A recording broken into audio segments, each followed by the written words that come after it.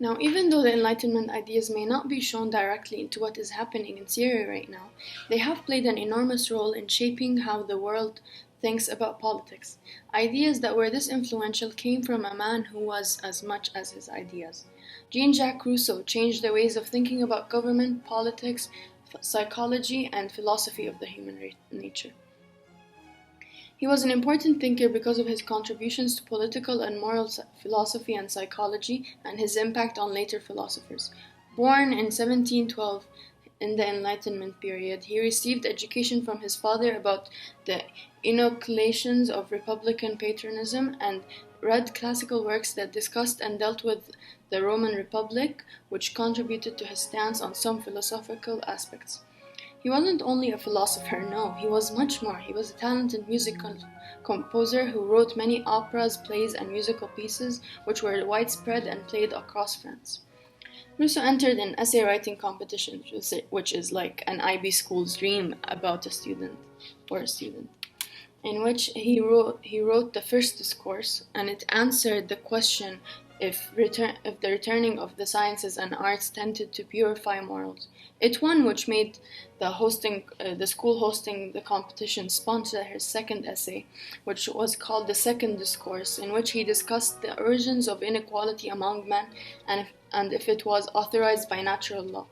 Although it didn't win, it did lead to many great claims on private property and how it brought an end to the equality that was present between humans before in their natural state.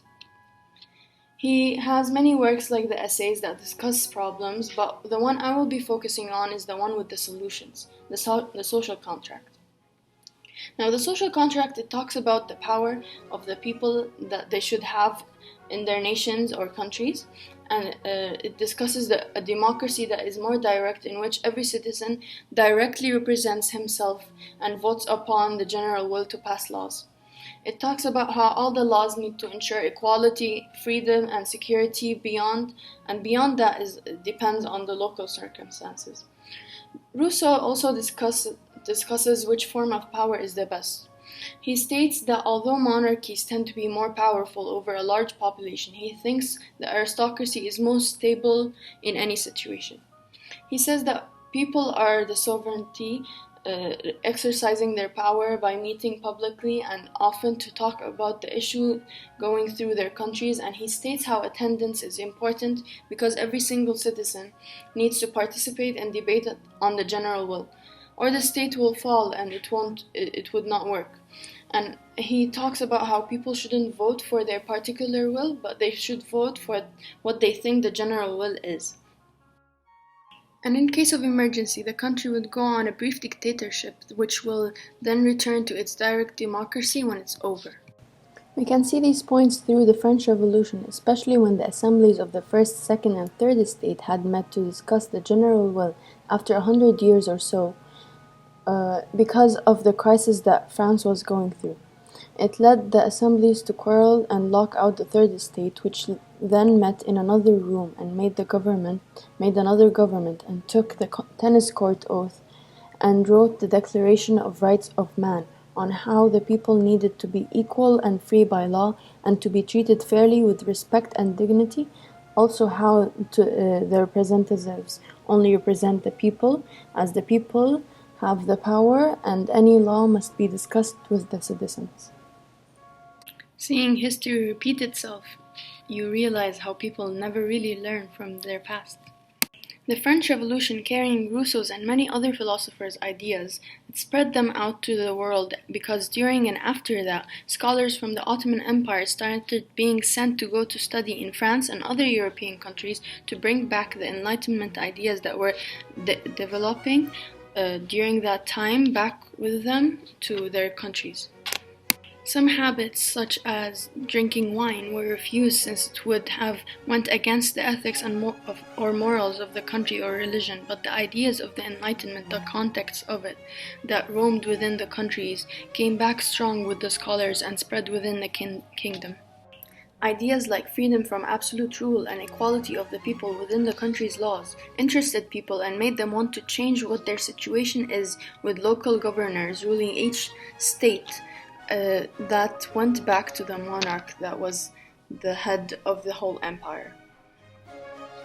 Syria as a country has been invaded and taken over many times, as after the Ottomans left, the French invaded and began bringing more ideas about government with them, even if it wasn't implemented. So Arabs in general, or Syrians in this case, were itching for a chance to gain their freedom and independence as a country, and to start implementing the ideas of equality, freedom, and security through their power as civilians. After they overthrew France and they took their independence from it, they had a couple of presidents until Hafiz al-Assad came to power. He didn't come to power by elections, he came to power by taking down anyone posing as an obstacle to his goal, the throne. After he got to power, he tried to get Syria to be a defender against Israel and in the United Arab Nations as well. And during his reign, he was faced with an Islamic uprising which he suppressed with a massacre.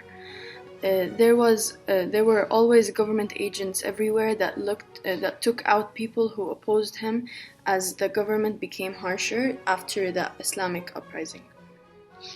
He got ill and he started choosing a successor. His first choice was his brother, who was widely seen as corrupt, and he even tried to take over power when Hafiz's health was questioned, which got him exiled.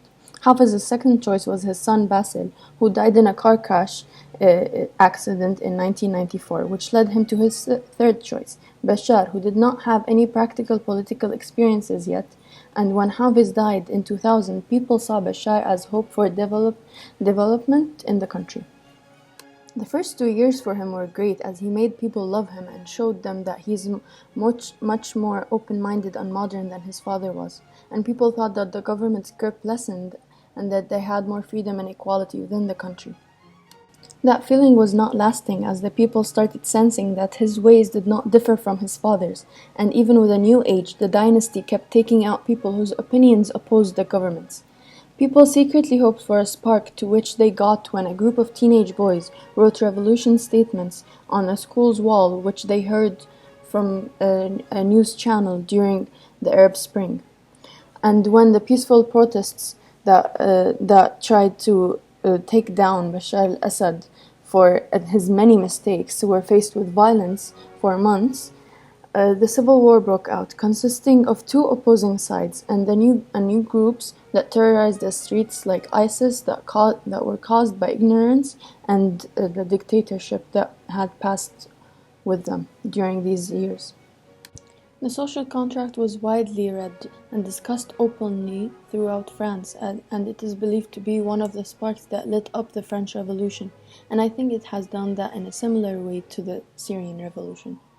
Rousseau's ideas have been indirectly passed through many generations, along with other improvements from other philosophers, but the context of it stays the same.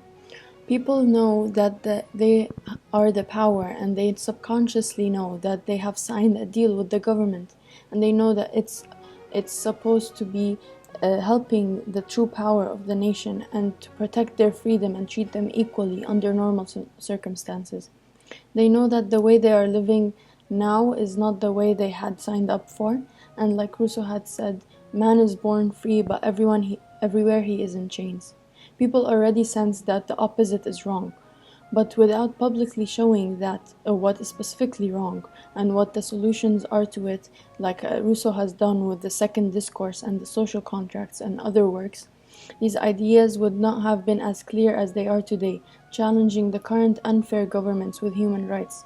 Rousseau had shaped a world where the Syrian Revolution has a statement to be made, and they are born free to be free and not in chains.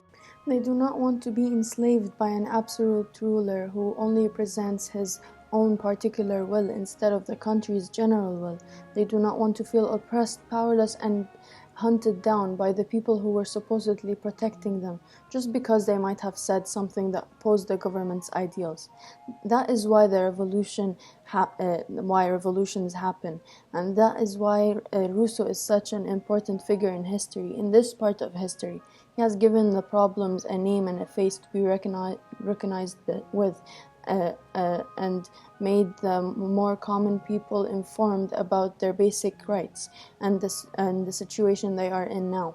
And without him and many other philosophers, a lot of countries and people would have rejected any idea of change because they did not want to speak on what they thought was right or what they thought was good for their countries.